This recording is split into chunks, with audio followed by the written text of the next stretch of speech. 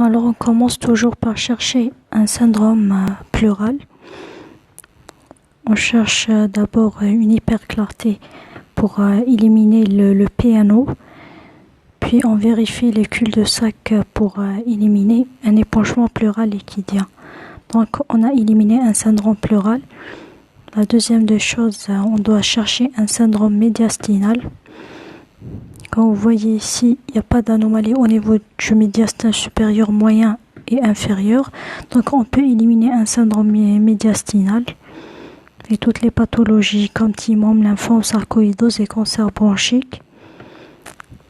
Puis on passe au parenchyme pulmonaire pour chercher ces trois syndromes qui sont alvéolaire, interstitiel et bronchique. Alors, comme vous voyez ici, on peut éliminer un syndrome bronchique vu l'absence d'hyperclarté qui correspond au DDB ou d'une hyperclarté avec horizontalisation des côtes qui correspond à l'emphysème. On n'a pas de micronodules qui correspondent à la miliaire, au syndrome interstitiel. Maintenant, qu'est-ce qui reste? Il reste le syndrome alvéolaire. Comme vous voyez ici, on a une opacité qui est dense, homogène. La taille, elle n'est pas vraiment importante.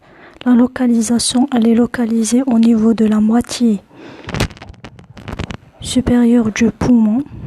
Maintenant, on va parler des limites. Alors, on a la limite supéro-externe qui se confond avec la paroi, la limite interne qui se confond avec le médiastin et la limite inférieure qui est nette, horizontale, qui correspond à la petite scissure. Alors le tout réalisant une opacité qui est systématisée et non rétractile. Le diagnostic évoqué, c'est la pneumonie alvéolaire du lobe supérieur droit.